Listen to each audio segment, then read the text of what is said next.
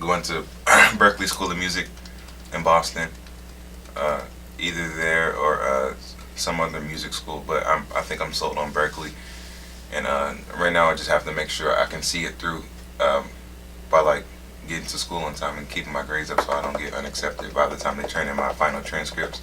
I only applied. Uh, I haven't. I'm so stupid and lazy, but I haven't finished my application for Boston Conservatory, but I need to, and but that's partially not even my fault though, like partially. But yes, so Boston Conservatory, I'm still finishing up that application, but I'm planning on applying to there because Berklee owns Boston Conservatory. They bought them like a few years ago, I guess. So there, Berklee, I've been accepted into Berklee. Didn't get into Juilliard, but I applied. UMKC, I got a call back. I want to be a musician, whatever that entails. Maybe whatever class, not classical, but concert pianist, whatever that entails. So like whether it be like I'm in Brazil in the middle of like somebody's basement playing some weird music that I never heard before, Afro-Cuban stuff, or if I'm like in Carnegie Hall for the rest of my life. Either way I go, I know I want to be a traveling pianist. I don't know. I think I've grown leaps and bounds, if I do say so myself. And I think I put a lot of work into the piano. The school has helped a lot, and especially in the beginning with opportunities for me. Like when Mr. Martin was still here, he helped me a lot with that type of stuff, like the groundwork type stuff. I did my first like interview with Post Dispatch here in 2016, February 20th.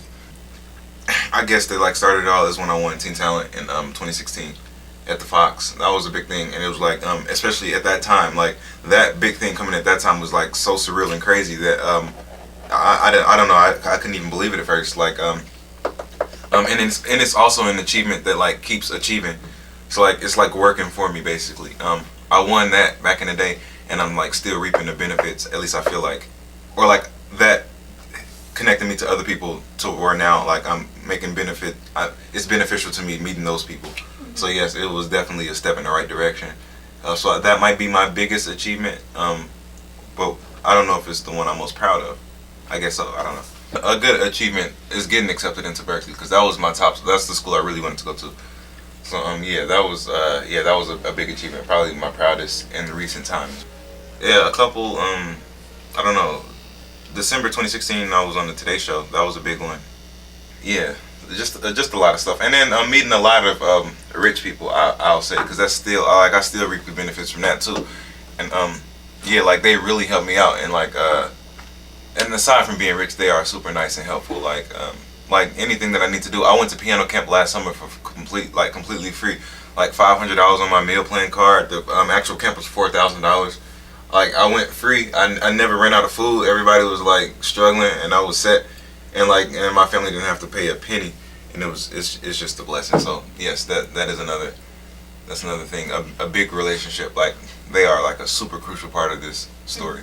I would say a lot of when I was first starting and like getting into like this classical stuff, I was really listening to this dude, Long, a Chinese pianist, and now I listen to a lot of I still listen to Long, and I listen to a lot of Oscar Peterson or John Baptiste. John Baptiste he's like my inspiration now. Like I want to grow up and be like a clone of him. I don't know if I want to like jack his style or nothing. I'm not saying that, but like he is super inspirational. Yeah, and I got to meet him actually. That's another big achievement. I got to meet him and I got his number, and I'm supposed to be going to New York to hang out with him soon. Or I don't. I'm a procrastinator, and I can't just get up and leave to New York. But yeah. So John Baptiste is like now like my dude that I look to for inspiration and how I play and what I do. Before I met him, I was watching him so much, like just like I didn't even know that I would meet him until like the day before, and so yeah, I was like so interested in him and whatever, and I finally met him, and it just felt like fake. Like, dang, you real? Like you actually really here in person, and he like really respected me and liked me as a musician. So like that was such a cool moment. Like I really can't think of nothing cooler than that. Even being like even the big NBC cameras at your house, like even like that, that was real cool. And I won't even like lie and say that it wasn't, but like it was actually nice. But I don't know. I think that they might be tied. They might be tied, or like just like the whole life of it, like after parties and stuff, and like what else? when I shot the commercial for Pianos for People, another big achievement and connection. They helped me out so much, like really so much, even with like an actual real piano. But yeah, when I was shooting that commercial with them, like being at this like warehouse in the middle of the night, all cameras and stuff, it just made me feel like I was a movie star or something.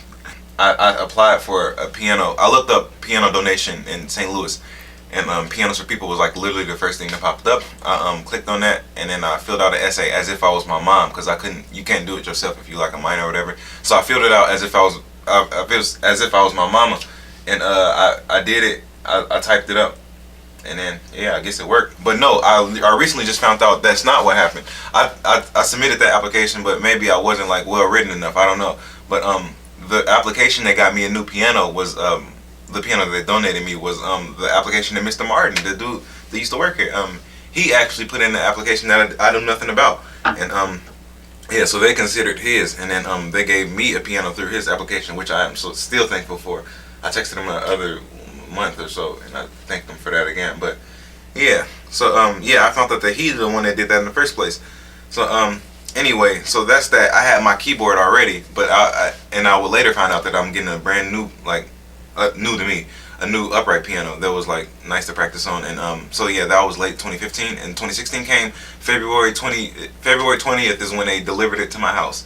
And then yes, that was amazing. I practiced and practiced, and then they brought St.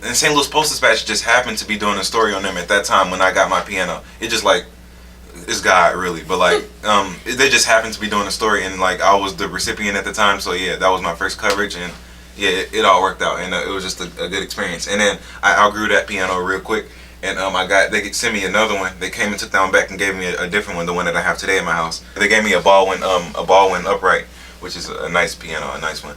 And then this rich lady gave me a grand piano. So I have a grand piano, a upright, and a keyboard. Like never get too good for the people. Like I'm never too good to play at an event for school, and realizing that I'm never too good to play an event for the school, like I guess what I'm saying is like it keeps me humble enough to say that I wouldn't say that I won't play with somebody that I feel like I'm better than, or like put myself in a situation to play in places like that, because I know like when I find myself in these situations like where I'm playing with random people, it's most fun, and when I'm playing with people that I don't know, it's most fun. And yeah, so I really I think that experience is an experience that came specifically at first from here. This has been a crazy high school experience. Just a lot of like social media stuff. Like I learned a lot of stuff. I learned the hard way, and I feel like if I could redo it, I wouldn't put myself in a lot of stupid situations, a lot of like stupid social circles and stuff. Like despite all the piano stuff, I still find a way to find myself in like these stupid situations. And yes, I don't want to say I regret it, because like regret is something that I don't want to have, but I regret it. And like I don't know, I just think it's like pointless a lot of times. And I feel like I could have did a lot better with like how I handled stuff like my feelings, and how I feel about certain situations, musically or not. Yeah, just all that type of stuff. And yeah, I've grown though. I've grown, and I'm still learning. If you're committed to something, just do it. Like a lot of times at the school, I feel like kids get so caught up in like so much other stuff when they forget the actual purpose of the school is to be artistic and express yourself artistically. And I don't think they have that goal. And if they did, they would exemplify that in a way that like makes each art pathways like so much better. And I don't know, I just feel like they're not even trying. Aside from like not being born talented enough, but I just don't feel like they're trying. I wasn't even in the music department when I first got here, and I was like put into it, like, and look at me now. But anyway, I don't know. I just think it just takes a little bit more than what they put in.